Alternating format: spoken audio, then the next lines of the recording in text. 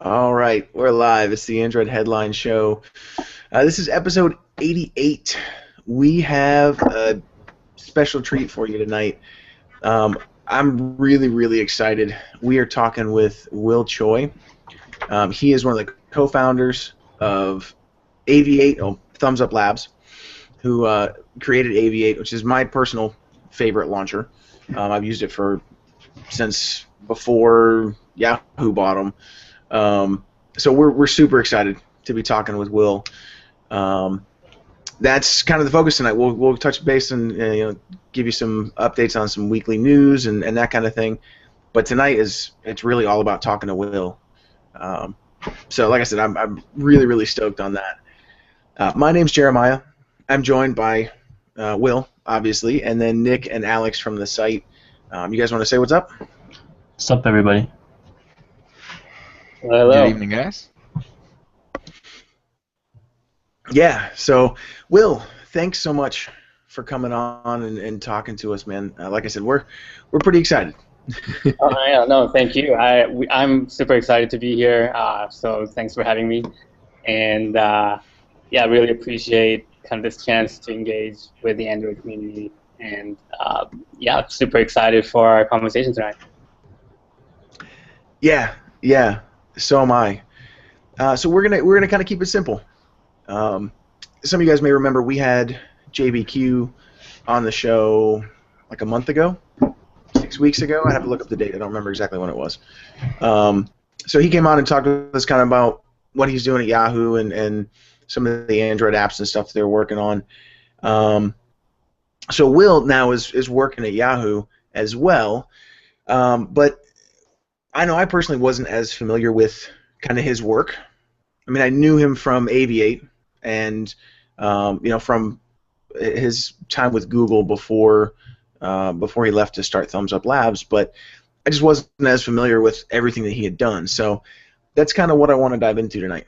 Just kind of, I just want to kind of get some of your background, and that's a good starting off point. Yeah, just so we're kind of familiar. Do you mind telling us a little bit about your background? Of course. Yeah. So I started my journey into technology at Stanford. I was a computer science major there, and I focused on human-computer interaction. So really thinking about what are the different kinds of interfaces and how do they fit into just human lives in general. And from there, I graduated, went to Google as a software engineer. I was working on the search interactions team there, and really got to see in the real world how a big successful product is run from the technology perspective, and how you make different kinds of improvements to a product like that. And from there, I actually left now about 3 years ago to found ThumbsUp Labs, and with my two amazing co-founders, Paul and Mark, and we worked on Aviate, and was acquired by Yahoo just this January, and we've been here ever since working on the Yahoo Aviate product. That's awesome. That's awesome. So you, right out of Stanford, jumped right into working at Google? Yeah. I actually had done 2 summer internships there before I joined full time, and so I was pretty familiar with the environment, and I knew it was just a great company with lots of smart people, and I felt like it was a great place to learn. Yeah, just kind of how a successful product is run, and especially being on the search team, I think I did get to see a lot of that. Yeah. Okay, so that was actually my next question. What kind of what you worked on at Google? You were working on specifically on the search team? Absolutely, yeah. So our team was called Search Interactions, and we're really all about running a bunch of different experiments on the search results page to see how users engage with new features, new kind of interaction paradigm, And I think a lot of those kinds of things actually really help me. I mean, it continues to help me today because we are having to constantly do similar kinds of things in terms of um, building a simple product that still has a lot of complexity underneath, right? And so how do you how do you kind of engage with and experiment with a few different things while um, trying to still kind of measure with what are the things that people really really like. Yeah.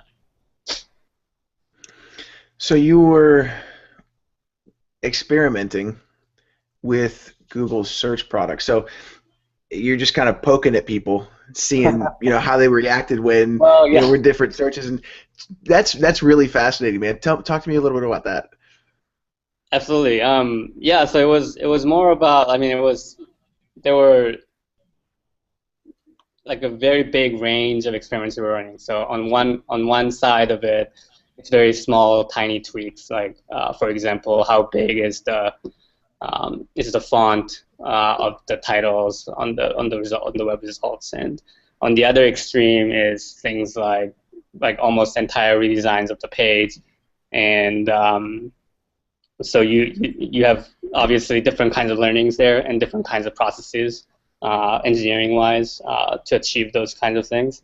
And so, yeah, it was a full range of things. I'm glad I got to spend my time there and experience a wide range of things.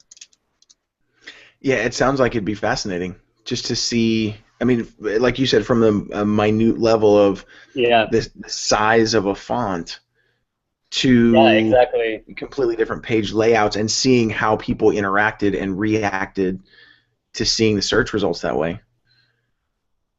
Absolutely, yeah. It was fun. That's great, man.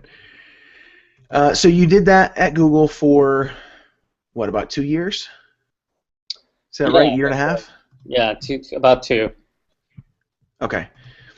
And that whole time when you were at Google, was that all spent, working on search and with those experiments, or was there anything else that you did? Yeah, I was actually just on the search team, but a lot of projects I was involved in were all having to do with search. So it was really focused on that team. Although a lot of the things that I did ranged from dealing with people suggestions to this redesign of the search results page to local results. So there was a lot of diversity, but I stayed in the search team for those years. Yeah. Right, and that's a big product. So yeah, I can imagine there's a lot of different things that you got your hands on, um, even just within search. So, Yeah. Yeah. and then from there, you left um, left Google, and so kind of walk me through that I guess time frame and the decisions that you made, as you're kind of formulating the idea for Aviate with Mark and with Paul, and kind of making that decision to strike out on your own. Yeah. Yeah. So for me, I think there were several reasons, but I think the biggest and the main reason was really about personal development. So I really felt like kind uh, jumping into the startup world, creating a new company, creating a new product is going to teach me, various things that I thought I really wanted to learn and to develop in that way. And so for me, it was the combination of just meeting Paul and Mark at the right time and uh, basically feeling that our team had a good potential to execute on a product together, and that was a great opportunity for me to um, to take a little bit of risk for sure, but to really adventure out to this world of startups. Yeah, and it's a big step. You know, going to work at Google, to work at a big company right out of school, and then making that decision to kind of leap out into the startup world Yeah. is definitely a bit of a leap of faith, so to speak. Yeah, I mean, I think there was definitely a big risk there, but I think what was really exciting also around that time, this was about 3 years ago, was that yeah, this like mobile ecosystem was just like basically exploding, and there were so many different kinds of ideas coming out, and we just felt like there was so many opportunities being opened up at that time, and I think that also nudged us in that direction. Is like, hey, like we have so many different kinds of things we would be really excited to work on. Let's really try to make this work as a startup and see where it goes. Yeah, and when you said, at Stanford specifically, you had studied kind of human and technology interacting, um, that immediately rang a bell with me for Aviate. Aviate from day one has always felt like it's been built around utility, and that's been one of the reasons I keep coming back to it. Is it works well and functions well for how I navigate through my day Mm-hmm. using my phone. So how did the kind of the idea for Aviate come about when that was a product that you guys wanted to focus on with ThumbsUp Labs? Yeah, so I think it's a combination of yeah, just number one, what was happening in the ecosystem. So what I mean by that is just how the number of apps that people were using, the number of apps that are available, the kinds of information that people want to access while on their phone. All of those things were just exponentially growing. And if you look at the OS, if you look at the home screen, not much has changed since the day that it was designed for, which was really, in the world of 10 apps. And so we felt like there was an opportunity there. In general, were really excited that there's this mobile device that's with you throughout your day that kind of follows you around, whether you are at the gym, whether you are at school, whether you are eating at a restaurant. And there's just so many different possibilities in connecting you to the right sets of information at the right time. And as we thought about those kinds of questions, we basically fell into the idea of Aviate. I mean, it was a much slower process than what I'm making out to be right now. But we really iterated on different versions of the product with this vision in mind, and kind of came towards the Android home screen. Okay, right, and yeah, I totally understand that it wasn't didn't come together as quickly as you just explained it, right? Like there are Yeah, a lot it of different. wasn't like one day, yeah. Okay, that makes sense. So it's kind of just molded and formed over time as you guys looked at. Okay, that's cool.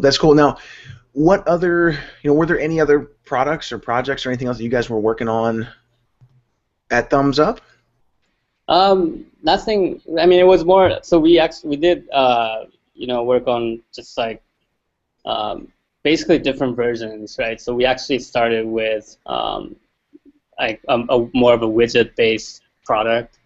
We also had a more of a keyword search-based product. So we had actually many different kinds of explorations. We also built, just like love hacking on different small apps together as a founding team.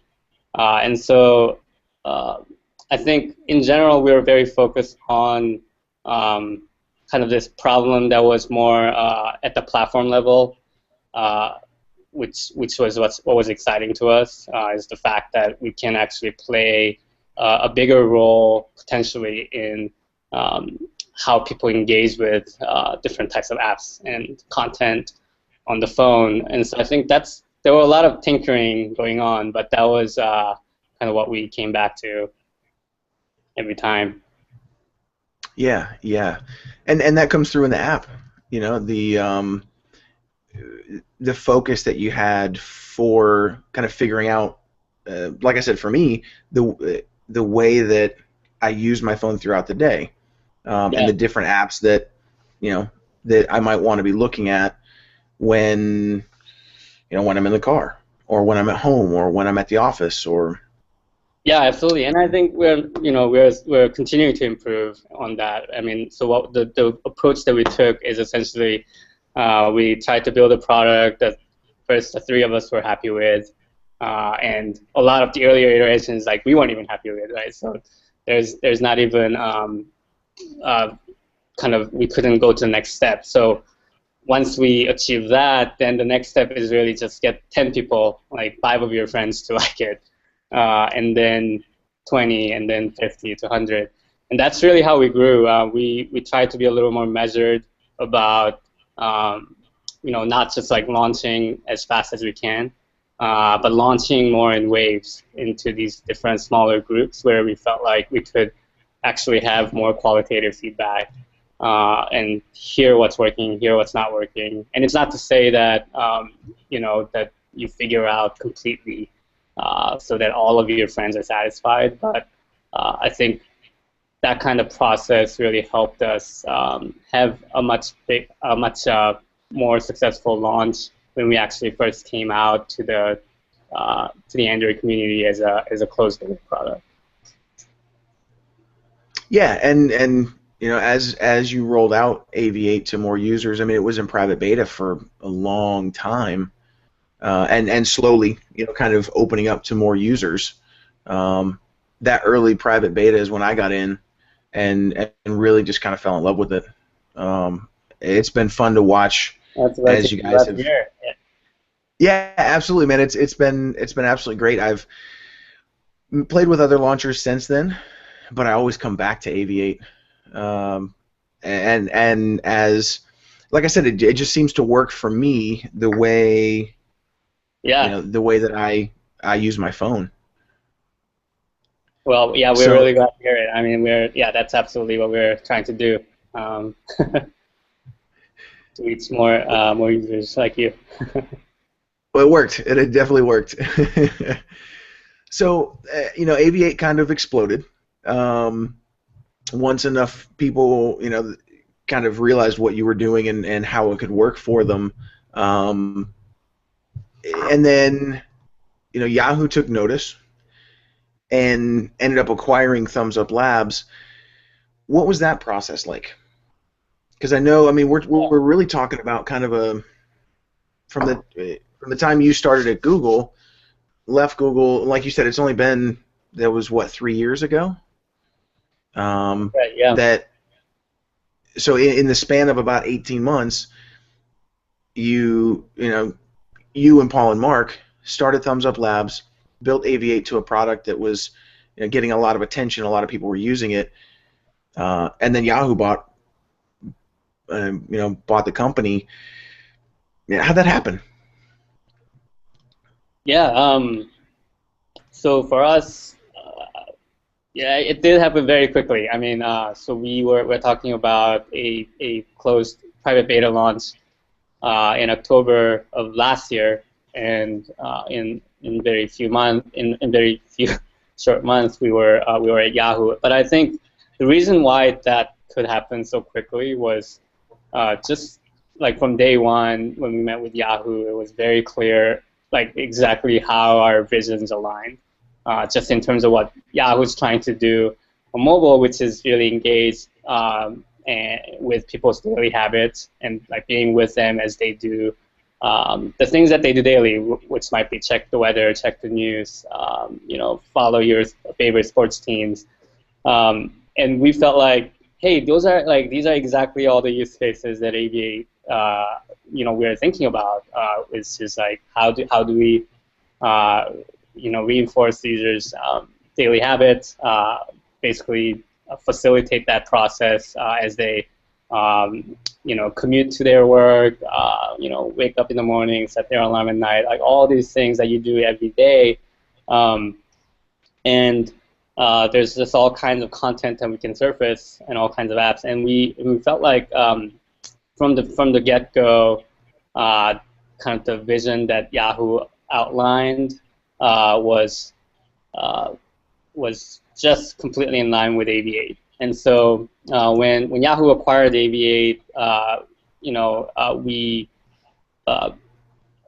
we really went in with a very clear expectation that the product will not only continue, but we'll just get a bunch of support from Yahoo and a bunch of resources, which is exactly what's happened and exactly what makes the entire process just so fantastic for us. Is the fact that we were still a very small team. We were still a resource-strapped startup coming into Yahoo.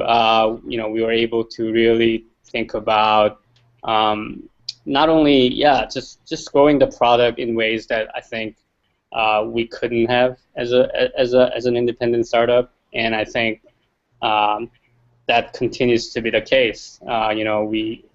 We recognize that the product is still in an early form, and Yahoo and the AVA team are extremely committed to fully supporting the product and making sure that we can realize the places that we want to go to in this next few years. Yeah. Okay. And that makes sense.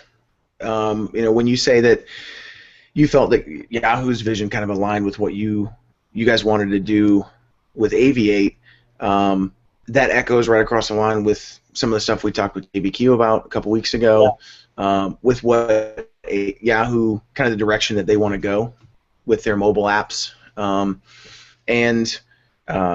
that it seems to me, just looking in from the outside, that Yahoo felt the same way, obviously, because they bought Aviate. But that's cool to find that two companies the way they to mesh really well. Exactly, and I think that's really rare, and I think we do feel really lucky that that just happened. It's just the right time, and I think when we talked with Yahoo, I mean, even before we talked with Yahoo, actually, the team talked about who are like the different partners that we could work with out of the bigger companies, and Yahoo actually was the first thing that we all mentioned, just because if you look at their presence on the web, the kinds of strengths that they have there, and then the kinds of things that they're trying to do in mobile, it's to us it's a no-brainer how well it fits. Yep. And the other thing that you said, and this I can just kind of attest to a little bit, in where Aviate has, how Aviate has grown since joining Yahoo. I'm glad that you guys had a focus on kind of keeping the app alive, so to speak. Mm-hmm. And because I feel like a lot of times we see companies, acquire another company or buy a team, essentially, based on an app that they've built, and then the app just kind of disappears. Whereas you and Paul and Mark had a focus on keeping Aviate alive and making it better, and that shows. I mean, the core functionality is still the same, but Aviate is just the polish, and even some additional functionality. But a lot of the Yahoo makes beautiful looking apps, and so some of that design language I feel like has come over in Aviate as well, and really helped the app grow. Yeah, and I think that's I think you're seeing the result of a lot of collaboration with not just the Aviate core team, but across Yahoo in general. I mean, we get resources in the form of not just engineering, but design, marketing, product, and so it really is across the board, and I think that's phenomenal. For sure.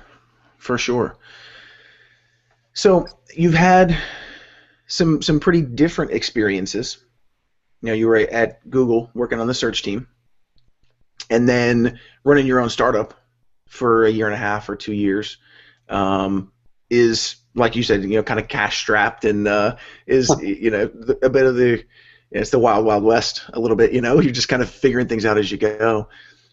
And now you're at Yahoo. You've been there for what, a year or so. Talk to us about the differences. I know Google and Yahoo have different environments, and obviously running your own company is a totally different animal. So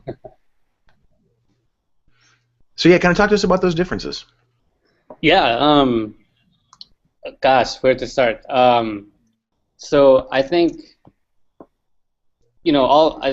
I think all three in many ways are the wild wild west. Actually, I mean, I think that's what I learned from just having worked on all three of those contexts. And I think what's interesting, what I really I think want to highlight is, I think at Yahoo we really do feel like we were able to kind of retain our startup culture. And so obviously I'm biased, I'm in a very different position, but just in general, the fact that we came in and we were able to still operate much the same way. I mean, we still get to move just as fast, if not faster, in terms of making decisions, whether that's in product and engineering, and being able to quickly get a lot of feedback, launch something that maybe doesn't work, maybe it does, and those kinds of things, just like how fluid things have been. At Yahoo, we really do appreciate it. I think in general, the entire mobile organization does feel like a lot of teams do feel like startups in general. I think it speaks to kind of just the way it's organized. So if you look at each, we call it pods.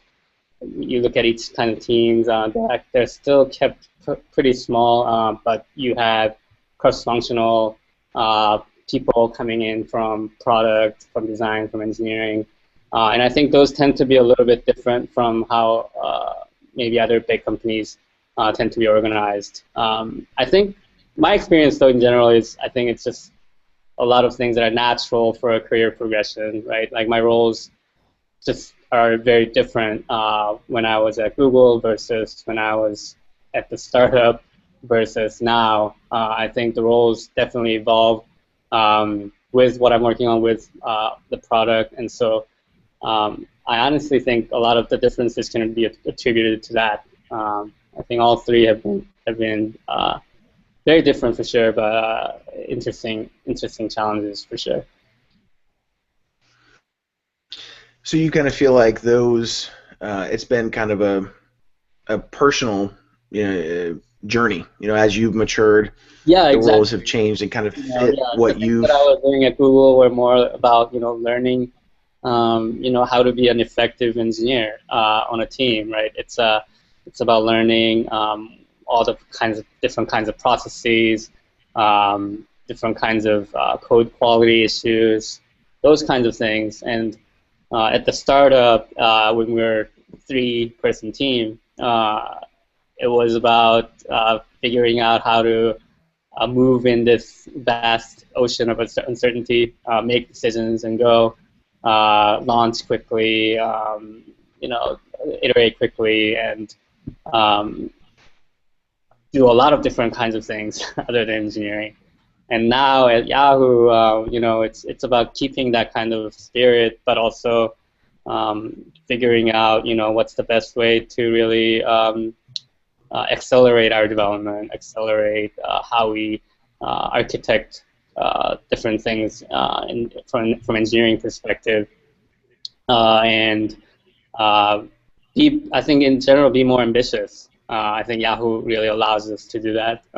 It basically lets us pursue a few different things at the same time, and so those are the kinds of differences I would cite. I think they're very much tied to just kind of where I was in the personal journey. Yeah, well, and that makes sense. Um, and I got to say, I'm impressed to kind of to see and to hear you say that as you've kind of grown as a person and taken on these different roles, and you've been able to kind of morph and really take your future in your hands, so to speak, to the point that now you're in a place where you've got some, there's Yahoo's got a foundation and some support structure that they can really, like you said, just kind of let you go and work on multiple things at once, and you know that you've got some backing. Yeah. Yeah, it's a wild story, in a real short window of time. Um, like I said, Will, I'm impressed. That's phenomenal. Oh no, thanks. I mean, I think it was been a fun few years for sure. Yeah, it sounds like it. It sounds like it. So, um, I guess, kind of on that note, still, what are some of the things that you liked about being at Google, and maybe maybe a couple things that you didn't necessarily like, um, versus now being at Yahoo. What's some of the things that you like and maybe don't? Mm. Um, yeah, I mean, there were a lot to like at Google, right? I mean, I think for me, that was my real first job, and uh, I think they do a really great job at letting engineers feel a lot of ownership over the things that they're working on. It's even though it's a big company, and I really respect that. I think that's a really tough thing to achieve, and Yeah. I did feel very supported in terms of my career growth, just in terms of the things that I've been able to learn. And I think at the end of the day, it probably depends on the team. At both Google and Yahoo, I mean, they're just bigger companies, so it's hard to generalize. I don't want to make any sort of generalized comment, but Right. uh, That's fair. but like our team, at my team at Google, I really did feel like there was a good mentorship for me, and so that meant um, having senior engineers, people who spent there many years more than me, who were really invested in how I was doing, and that like my questions would be answered, uh, that sort of stuff, and. Um, at Yahoo, I think we're very similar in that regard, but I think like really the big core strength at Yahoo comes down to uh, this startup mentality. I do think it has to do with much more dynamic position right now, being in the middle of a big turnaround, and that gives it this. I think the spirit that's a little bit different from where Google's operating from, and I think that's a very exciting energy uh, for a lot of the engineering team, and not just the engineering team, but the entire team, um, because yeah, it kind of lets us be a little bit more free with what we experiment with, a little bit more risk taking.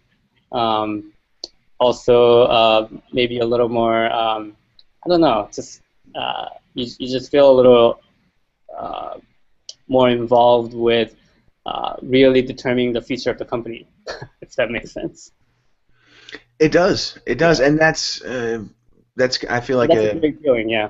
yeah, for sure that you can kind of have your hands um, in projects that are helping the company grow, and that like you said at Google, your opinion and your work was valued, um, but at Yahoo now you're really helping shape this change. And also, like you said, Google is just in a different place as a company. Yahoo's made a big turnaround in the last, what, 24 months, Yeah. something like that. I mean, it's very Both, exciting. yeah, and I mean, it's obvious to us as consumers. We see it in the products that the company's releasing, and the people, like yourself, that they're bringing on board. So it's exciting. So what are what are you working on now at Yahoo? Obviously, you still got your hands in Aviate. What else? Any other projects or anything else that you're doing there? No, I'm 100% focused on Aviate. So I think the scope of Aviate has gotten bigger, obviously, but in general, I'm 100% focused. Our entire team is, and I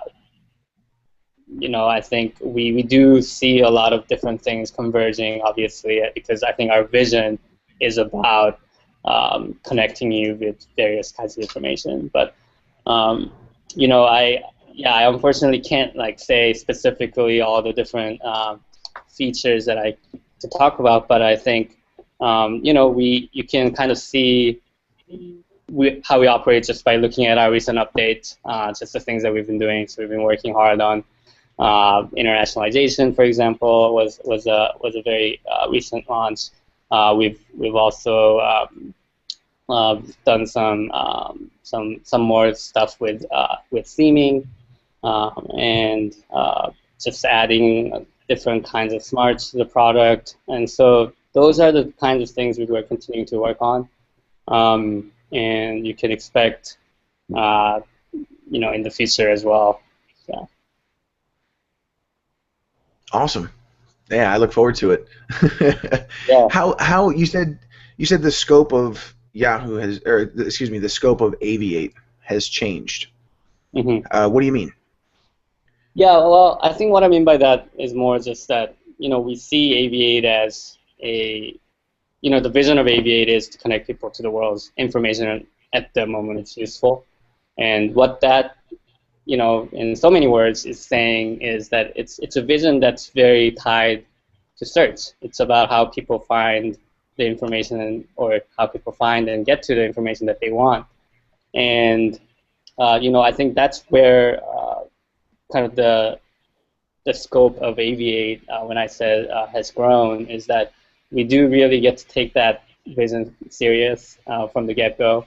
And just say, again, coming back to this larger ambition of Yahoo as a company, I think that's what I mean, is that we get to think about and be able to work with a lot of smart people across various other products. Yeah, and that kind of those team, the different products and the different product teams Mm-hmm. at Yahoo, we've heard before is Yahoo really kind of cultures that the teams working together. Yeah, absolutely. And not having, like you said, not having those pods siloed, Yep. which I think is huge and shows in Yahoo's vision and in their apps. Yeah, I mean, it's the collaboration's been, it's about as frictionless as it can be. I mean, we already launched, for example, the Yahoo News Digest integration, where we show you the top 10 news stories when you're waking up and when you're going to bed on Aviate, and that's one of the most engaged features on Aviate. And that integration took, really like the days, not just a very short amount of time, just because we had full support from the News Digest team here. That's just one example of the kind of collaboration going on here. Yeah, I've noticed that, and I use it, and that's crazy to think that you could integrate that in a very short window of time, because there's a lot of moving pieces there. Absolutely, yeah. So very cool. Well, Will, what's next for you? This journey has been right out of college as you've grown and, like you said, matured and kind of come along in your own personal journey. You've done a lot of great things. What's next on your plate? Yeah, thank you. So I mean, I think for me next is, I can only hope to continue to work on Aviate and explore what's the next stage in the product, right? I mean, for me, when I think about my career, it's kind of been this kind of journey from one step to the other, that bring very different kinds of responsibilities, very different kinds of challenges for me, and I think that's what's been really exciting. And I still envision that 2015 and 16 and beyond, hope as Aviate as a product, goes to add not just add different features, but kind of step itself up in terms of its market position and how we engage with users in different kinds of contexts. I think my role will continue to evolve, and I think that's what's exciting to me is really growing with this product at Yahoo and making sure that I'm getting the most out of that ride. That's fantastic, man. That is awesome. We'll see, yeah. Well, Nick, Alex, do you guys have any other questions? Anything else that it's kind of been on your mind with Aviate or with Yahoo that you wanted to ask Will? Well, I was gonna ask if he had anything else like he was working on, but he already asked him, so. Yep, beat you to it. Well, cool. Will, I know you're on the West Coast, and we are holding you from your dinner, so I do want to say thank you, though, so very much. We absolutely, yeah, it's been our pleasure. I'm really, like I said, I'm really excited that we got a chance to talk and kind of dive into Aviate and what Yahoo's doing, and kind of your path in life. It's been a lot of fun talking with you. I do want to respect your time, and I know you've got some other things you got to get to. So I just want to say thanks. Before we let you go here, thank you so much.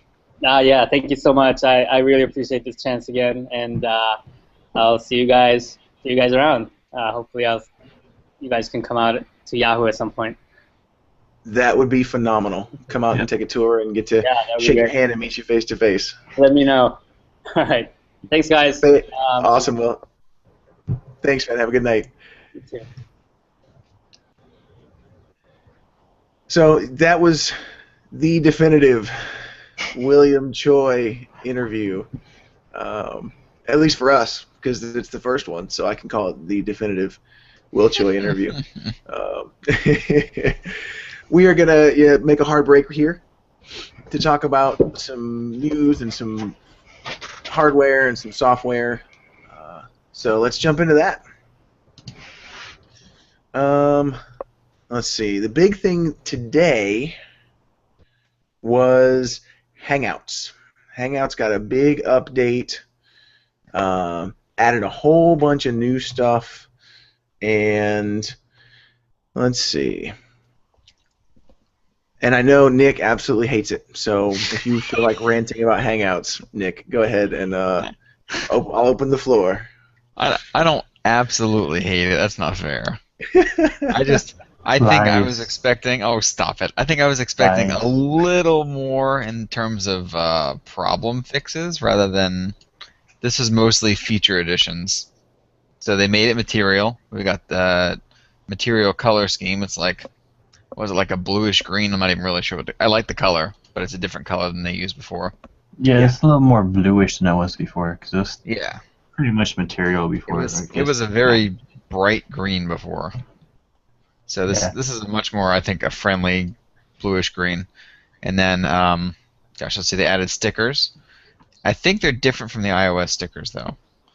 I've heard a lot of complaints that these are very word art-y, like back to the old Microsoft Office clip art guy.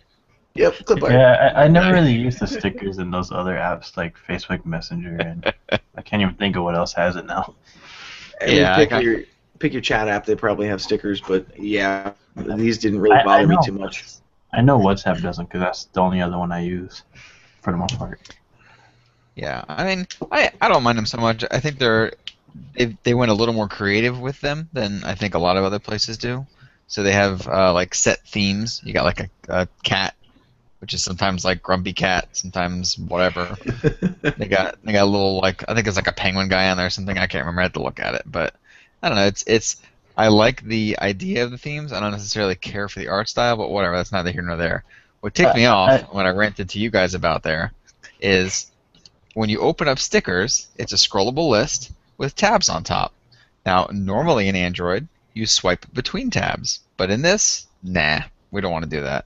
You have to click on the tab, which is very Samsung-y. So Where do you think that they got ticked me the off. idea from? Yeah, that's probably it. I'm pretty sure it's in chat on. Oh, I'm sure it is. I don't know. So I'm you trying to can- think what else is in there, man. Let's see. So you've got, besides the stickers, Oh, the location thing. So if you the say location like, thing. where are you? It'll pop up where you can just tap on share your location. Yes, and that's contextual.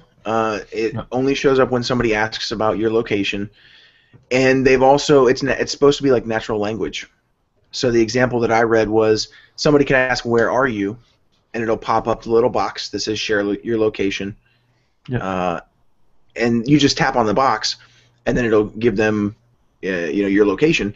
But even if somebody asks something like where you at, or whether or not it's grammatically correct, or it's formed in a different type of sentence, it doesn't necessarily have to be the term where are you. So it's contextual in that regard. It'll give you that box to share your location. That was pretty cool. Yeah, I mean that kind of functionality is really, really helpful.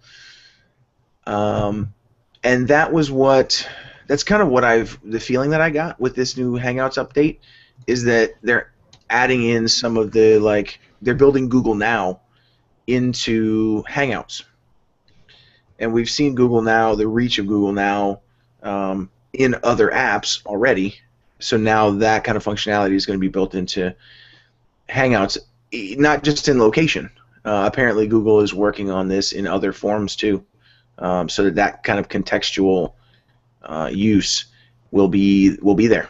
Maybe you're talking about a sports team, or you're talking about a game, and Google, in reading your chat, realizes that you're asking someone, hey, what time is the game tonight? And so they can pop up the time of the game.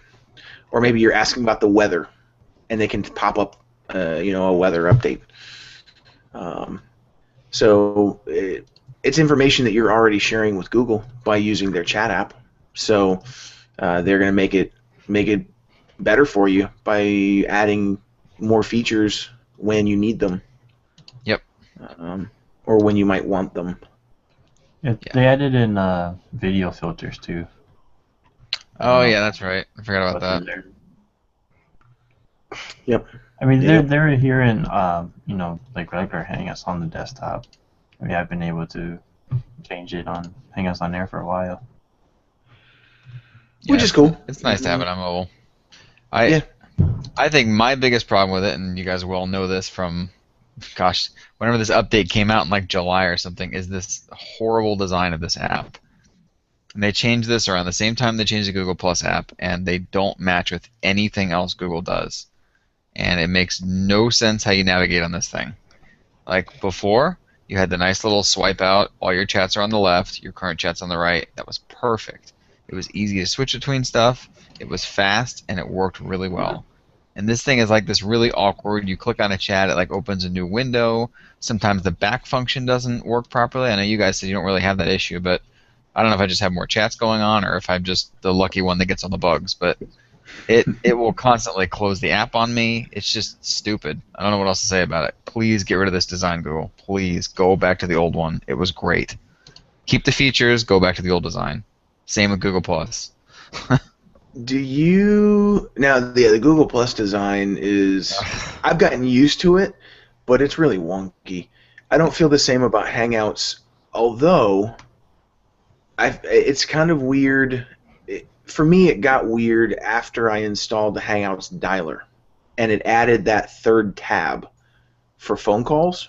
Yes. That's when the design got weird for me. So before that, it was just you had a call. You had one tab for chats, one tab for contacts, like the old design. Yep. So it feels like the Hangouts dialer was slapped on the side there, And that's what, for me, is what kind of makes it a little weird. Now, I'm not seeing all the bugs that you are, but I know you're in like 25 different chats, and I'm only like 4. So Just like 25 an hour. yeah, you got a lot going on in Hangouts. But you're the power user that is in Hangouts literally all day for work, for personal use, for everything. And so you're going to see this stuff. You see it acting funny when sometimes I don't, or Alex doesn't. Yeah, So I'm in it all day because that's how we communicate here, basically with the entire staff. So, right. I see that there. I also use Google Voice, so I'm in it all the time for, personal stuff usually. Unless I'm talking to friends that aren't in the country, then it's on WhatsApp. But yeah, most of the time I'm on the desktop, so that's why I don't see a lot of issues in the app. Yeah, and I think for me, I was, gosh, I don't know, let's see. I hated the redesign. That was made clear. What really was kind of I can't think of the term, whatever. When Messenger came out, okay, Messenger is perfect. Messenger is literally the best chat app I've ever used. Everything about that app is incredible. It's just, it's smooth, it works well, the design is great, it looks good, it's got great features. Like, I wish Google would just take Hangouts and make it Messenger. And I know they have Messenger for open source stuff, but I don't know. Like, it kills me when Google does this, where they have different teams that I hate to say that they don't know what's going on, or and I don't want to say they suck at their jobs because that's not fair to anybody. But obviously, Google still keeps these teams from talking to each other because there's so many inconsistencies, regardless of how much other progress has been made across Android. And I think that's what really drives me nuts is they will come out with something and you're like, this is amazing. And then they come out with this other thing and it's like, is this the same company? Like, I don't know what's going on here. Yeah, well, and Will mentioned that when we were talking to him a few minutes ago. Yep. That was one of the big differences. And I think JBQ mentioned it when we were talking to him too. Yep. That Google's teams are siloed. And at Yahoo, not so much. They're able to work together a little bit better. That's why you see the Google Play Music app, Google Search, pretty much any Google app. None of them work the same, except for Hangouts and Google Plus. And this is probably why you have Gmail and Google Plus with the same colors. It gets confusing when you use the two a lot. Right. And they could take Messenger. I mean, it's open source, right? So just the Hangouts team could take that and integrate it and change it with Hangouts. But at that point, they're scrapping a year's worth of work because they've been working on the Hangouts app for more than a year. Longer than that, yeah. Because they were trying to integrate Google Voice and like that whole thing, so they would have to scrap all that work. It was announced in Google I/O 2013, but they were working on it way before that. I think a couple of years before that. Because Google Talk hadn't gotten an update in like forever before Hangouts came out. Yep. Yeah, I forgot Gtalk. Which was before Google Voice. That was the ish. So, yep. Yeah, and I think it's like, again, I loved the old Hangouts design, and that's what kills me. Old Hangouts was great. I love Messenger. I just hate the new Hangouts. That's all. I like the service. No, the service is fantastic, and on the web, I use it on the web all day. It's great. I use the extension in Chrome. I don't so much use it in Google Plus or in Inbox, but on the web, it's great. I don't have any problems with it. Yeah, I just use it in Gmail. I used to use the extension, but it was just such a hassle. You talking about the little intensive too? Chat head thing? Before that. There's a Chrome extension. Yeah, there's a Chrome extension. Yeah. Oh, the little floating windows. It was before I got to the chat head stuff. Like when it first came out. I haven't used it since Hangouts first came out. The chat heads one is pretty cool. It's normal Hangouts, a lot of performance problems. I don't know what else to say about it. Again, it's cool features. The app needs some work. I actually got rid of the chat heads one, like the desktop Hangouts, when they updated that, and went back to the regular Chrome extension because I didn't like it as much. Like I didn't like having that extra square on my desktop all the time. Yeah. It was much more difficult to hide windows, and so I just went back to the Chrome extension. Yep. The old one. My problem with that is I have so many chats going on. It's like I get no work done if I have that chat head thing open. So I can't have it. Like it's just too distracting. It's too prominent. Because you're right. It's literally right there in your face the whole day, and it's too much. It's the same thing here because we have our chat, then we have the chat with the rest of the editors. Then I have a separate chat with pretty much all of them by themselves, all four of us. So there's like 6 chats right there, and then sometimes maybe my sister will text me or something, and it'll pop up on there. So I had to keep it in Gmail, or else if it's just right there when I'm writing, I won't get anything done. And sometimes I still don't get anything done. Yep. So it's a big update for Hangouts on mobile. Add some really cool features. Nick is still not happy with it. Alex and I are pretty happy with it. He wants it to be purple, like Messenger. Just make it Messenger, but we'll do it. Just turn it purple. You won't know the difference. There you go. Even better. Right? Yeah. Wait, it's purple, isn't it? I haven't opened it since I first got the Nexus 6. Yeah, it's fine. Don't worry about it. Yeah. I still think Facebook Messenger is probably one of the best messaging apps that's not, like tied to your phone number. Like, the open source messaging on Android now. Yeah. I mean, everything in there works like perfectly for me. I don't know about everybody else, but performance-wise, it's really good. I only use it for that. Yeah. Well, that and take care of the Android headlines page, but that's really all I use it for. I don't have the Facebook app, just the Messenger app, and it's like the complete opposite of the Facebook app. Yes, I noticed that too. The chat heads are really nice on there, I think. Yeah, they're low key, which is important. Because if like you're playing a game, somebody messages you, you don't have to jump out of the game to go and reply to them. Just pause it, tap the chat head, and reply. All done. Yep. Yeah, I deleted the Facebook app a long time ago, but downloaded the Facebook Messenger app for, I think, a fantasy football league that I was in. It was run off Facebook.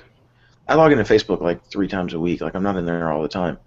But the Messenger app is great. Like, now that I've got it, I've talked to my sister all the time. She's up in St. Louis. Like, I found an old friend from like 15 years ago that I hadn't talked to in forever.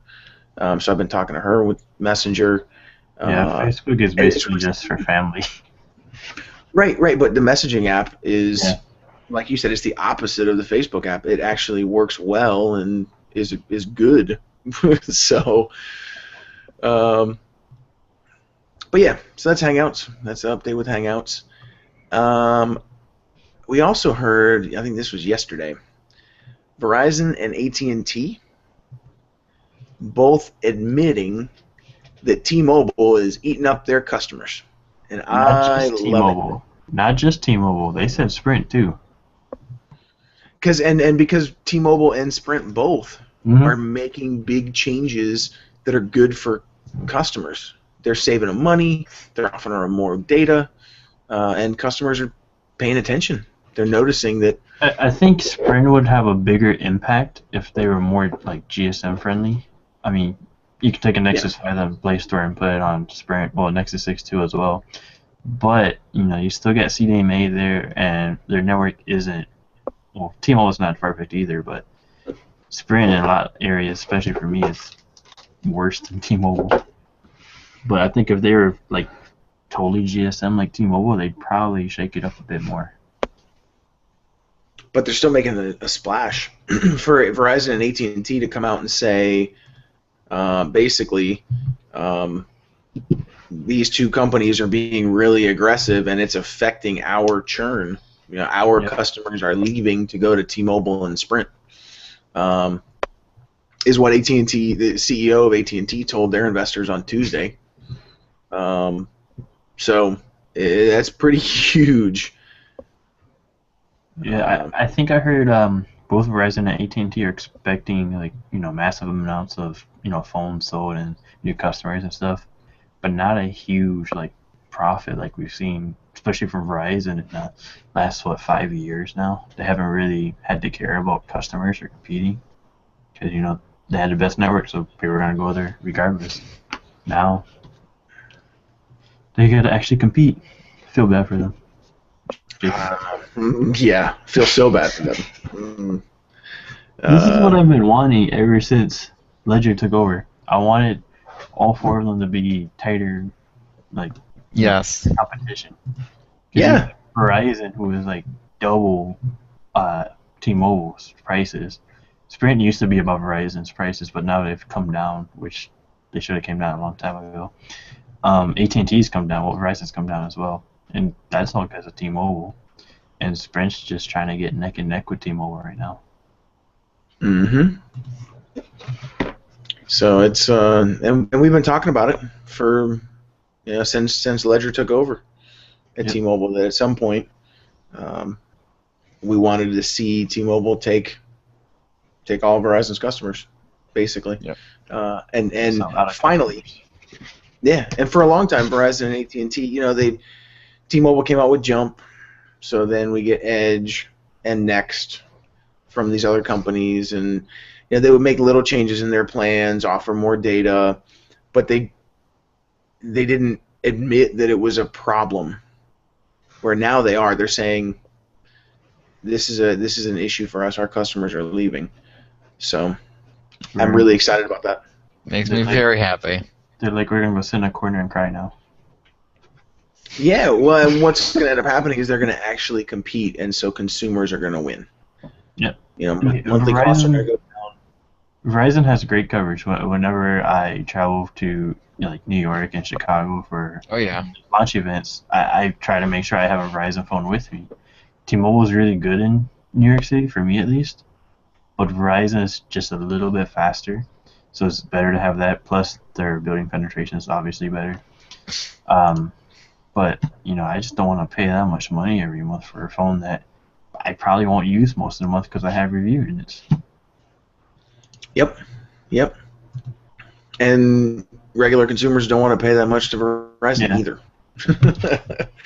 So I actually know a lot of people, a lot of my family members used to be on Verizon, and they're like, we're getting dropped calls like in our house and at work now.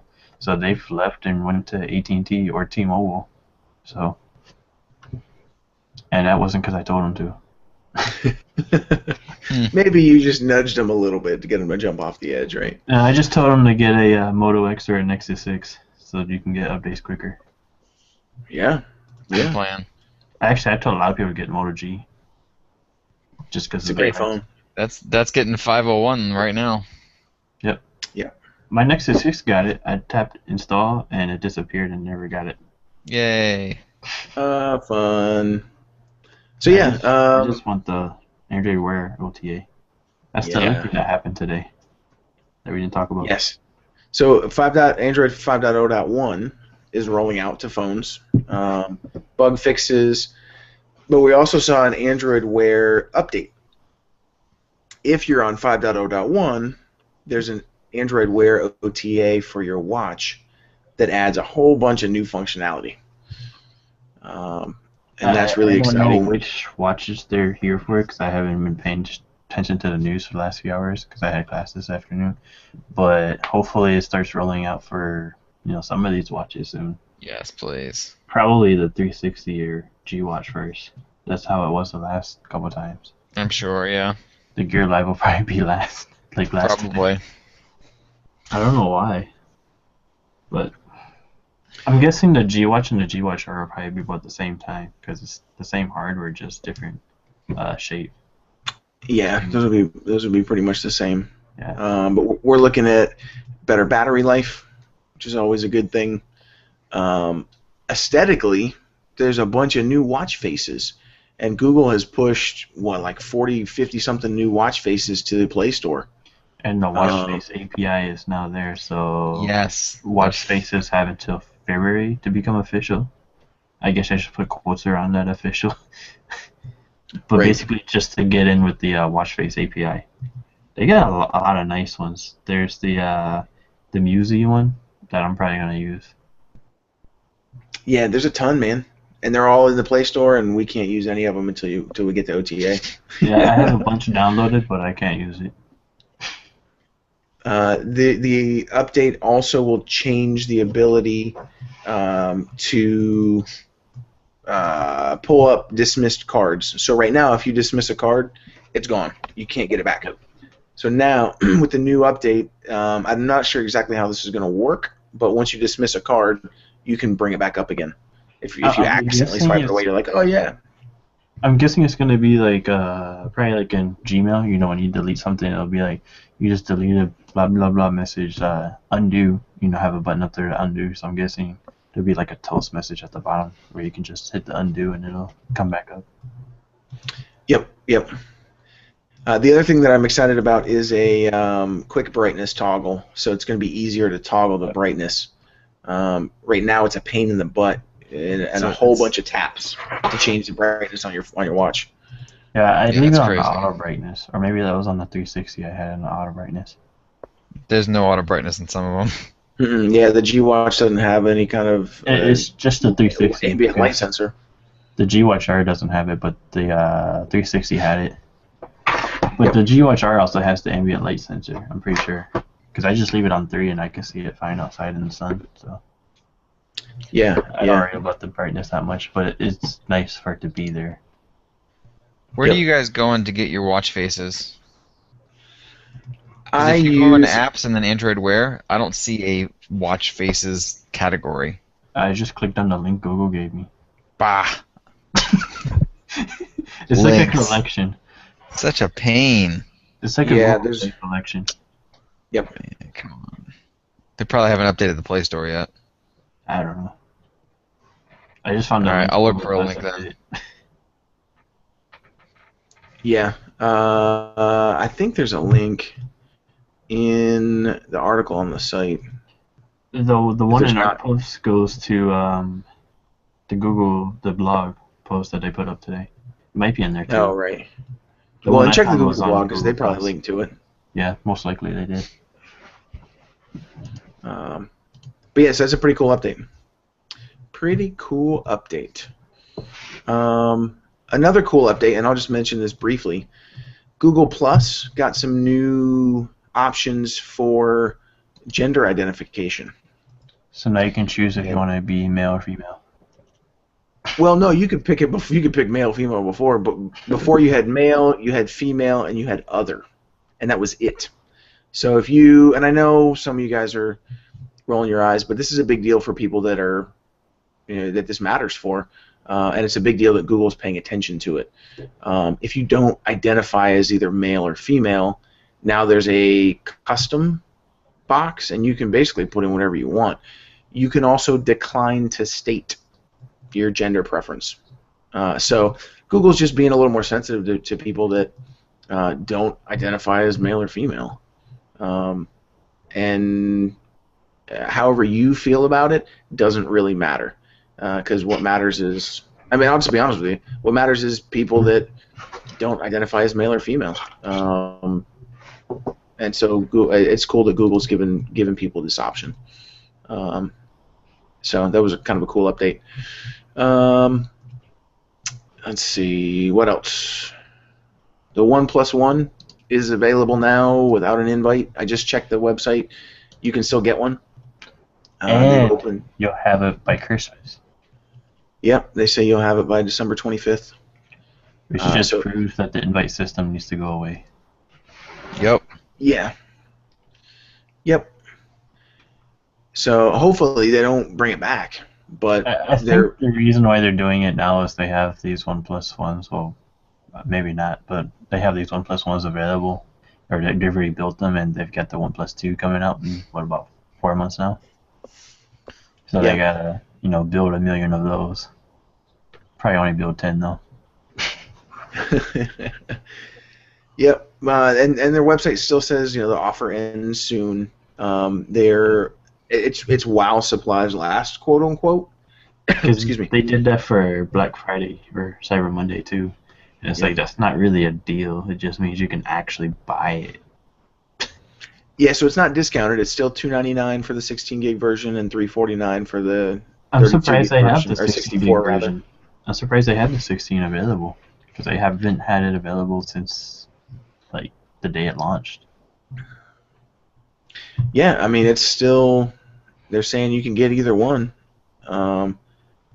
So if you want a OnePlus One, it's a great phone. I'm not a big fan of the company in general, but the phone is fantastic. I'm just not sure about the future of the phone after the drama that's going on with CyanogenMod and them. Yeah, it's worrying me too. I have to agree. Now, Cyanogen Inc. did say, Steve Kondik said on Google Plus that they are not dropping support for existing devices. So you're still going to get CM11, CM12 builds for the OnePlus One. Now, whether or not OnePlus decides to continue to work with Cyanogen to officially release updates through OnePlus, who knows? But Cyanogen Inc. is still supporting devices. And if you're not familiar with that, there was a big debacle with Cyanogen Inc. and OnePlus in India, with Cyanogen signing an exclusive deal with Micromax, and you can go read about that on the site. So the future of the device was kind of in question, but Cyanogen Inc. is saying they're still going to support it, so no worries there. I wonder if the OnePlus 2 doesn't have CyanogenMod, if it's going to be as popular as the OnePlus 1, because I think between the price and CyanogenMod, that was the big deal with the OnePlus 1. Well, price and specs. Agreed. If it had, just some random AOSP build on there, I don't think it would have been as popular. Yeah, and especially if it had Color OS, because I wouldn't have touched it if it had Color OS. There's no way. Some people really like that Color OS. That's fair. I know Marquez, he really likes Color OS almost as much as he likes stock Android. So interesting. It's not as familiar of a name in the U.S. at least, though. Yeah, it's like using Flyme versus stock Android. We're not familiar with Flyme from Mizu. So when I went to use the MX4 Pro, I'm like, how do you do all this stuff? I had to Google how to do a factory reset. Right. Yeah, that one was hard to find. It was hard to find a tutorial on how to do it. But if you want a OnePlus One, you can get one until they decide to shut it down. So go get one if you want. Right, just 2 more minutes. We'll see. Is there anything else big that you guys want to talk about from the week? That was the big stuff that I could think of. I know you guys won't care as much, but there was a Flexi update right before the show started. Oh, cool. And it's a complete material redesign of Flexi. So they have 3 new theme packs that you can buy. One of them is actually a chameleon theme that will change the color of the keyboard with the app you're running, which I thought was pretty sweet. I'll have to maybe pick that one up. The settings lollipop feature there. Yes, for sure. The settings screen's completely different. It doesn't even look like the same app. I don't know that other than the themes they added any feature. Oh no. Yes, of course they added features. I'm an idiot. The dashboard. Let me go into it. Hold on, before I just yap. All right, here we go. Let's see. Updated theirs too recently, so the whole app is material design, which I think it looks good, but I don't go into the settings that often. Well, yeah, that's not as big of a deal. This is more of okay, yeah, the settings app is material, but they also have material themes, which is great, so it fits in better. Yeah, SwiftKey has those too. Yes, yeah, I know. Flex is a little behind on that, but they also added a couple new things like a GIF keyboard, and this is interesting because I don't know if you guys ever used the website Giphy. It's GIPHY. But it's basically a GIF repository where people hashtag stuff, and it's really easy to find stuff. So it's direct integration with that. So you literally click on the GIF keyboard. It's got all these hashtags. You click on that. It shows all the trending GIFs. You just attach it straight from your keyboard. So you don't have to go to the website. Yeah, it's sweet. You don't have to go to the website and save it and attach it and all this other crap. It's literally click, click, done. And as much as you send GIFs to us. Heck yes, you guys are going to get bombarded now. I hope you're ready.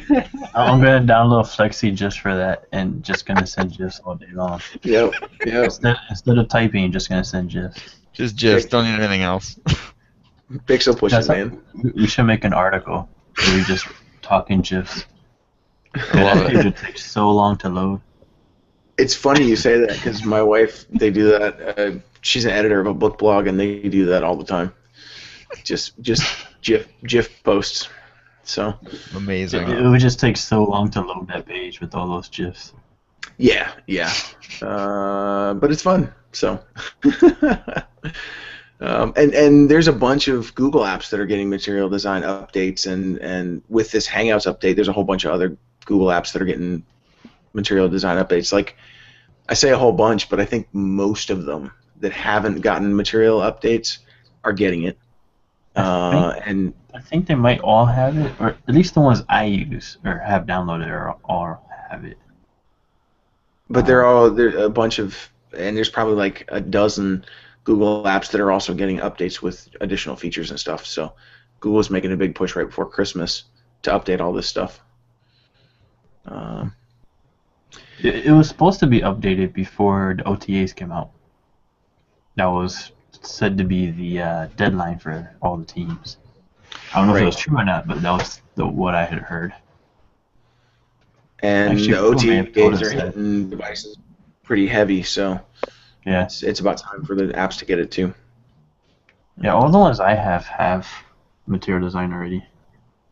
So. Yep. Man, on a side note, I found that link on that blog for the wear faces. There are some sick wear faces in here. I cannot wait to get that update. Yep. Yeah, there's some really good looking Android wear faces. I think my favorite one off the bat is, of course, the very last one on the list. It's like a sundial looking thing. I thought you were going to say the Plants vs. Zombies one. I actually like that one a lot too. I knew it. That was a close second, but the sundial one is sweet looking. So the shadow moves around as the day goes. I don't know. I like the kind of crap. Yeah, that's cool, man. Isn't that the one they showed on the ZenWatch? Maybe. Because the one they showed on the ZenWatch looks really good. The one on the ZenWatch looks really nice, and that's probably because of the ZenWatch looks. Yeah, good. The ZenWatch is just really nice in general. Honestly, even with the big bezels it has, it still looks really nice. Fine, it's part of the style. It looks good. Just don't put a white clock face on it, and you'll be fine. Why? Because if you put a black watch face on there, it blends in with the bezels. So I see what you're saying. Yeah. Makes sense. With the white one, you just see bezel everywhere. Bezel all over the place. Bezel all the things. What if I just love me some bezels? Don't hate. That's probably why you didn't buy the G3. Ouch. Right. Burn. Yeah, that's fair. That's why you bought the Z2. The Z2 doesn't have giant bezels. Double burn. Not compared to the Z, the original Xperia Z and ZL, but yeah. They're kind of big. They're kind of big, but I think it's more for the waterproofing stuff. Yep. You guys saw the Z4 leaks, right? Over the last week? Mm-hmm. Yeah, I did. Yeah. I think I published it, but I didn't really look at it. Yeah, I'm nice. I think I'm hoping those are true because they will have finally nearly gotten rid of those huge top and bottom bezels. Of course, we're talking relative here. It's not that big, but we have to exaggerate everything. I'll take that because you've got great front-facing speakers on top and bottom. They still have them though. That's the thing. Right, and that's so. But even I'll take them on top and bottom because it's got the waterproofing, it's got the big speakers. Yeah, I'm a fan of the Z2 even with the big bezels. No, dude, it's a great phone. The only thing I want them to change about the Z3 are those flaps. I know they can't really do much about that, especially the charging one. Or just put in wireless charging, but nobody needs ports anymore. Get rid of that crap. But it's gonna take 3 days to charge it when they put in that 3,500 milliamp battery. They do that to make you buy a charging dock. I'm about to buy a charging dock, like a desktop dock, because I hate the flaps. They're the worst. Because if you do wireless charging on this thing, it literally takes like all day. So I've always used the turbocharger. I tried wireless charging it once, never again. I read something this week too that it's supposed to get faster. Yeah, somebody had figured out. I forget who had figured out how to boost the speed on. Yeah, wireless charging like 4 times. It's gonna take a couple of years though. Still. Yeah. Just drop a flux capacitor in there. It'll be fine. Yep. And you can also travel through time. Yes. Just glue like a wireless charger to the back of your phone and carry that all day. All day. Well, I think we are gonna wrap up the show on that note, because we had a blast talking to Will Choi from Aviate and talking about some news. But we've been going for a good little while, so I think we're gonna wrap it up. But Time for bed. Yeah, just about. But you can, as always, you can find us on AndroidHeadlines.com, obviously, on Twitter at AndroidHeadline without the S, Google Plus and Facebook, YouTube. So I want to talk a little bit about YouTube. Just mention this really briefly. We've got some new videos going up. Just quick, like hands-on videos with some accessories, unboxing videos of new phones. But if you're not, go subscribe to the YouTube channel.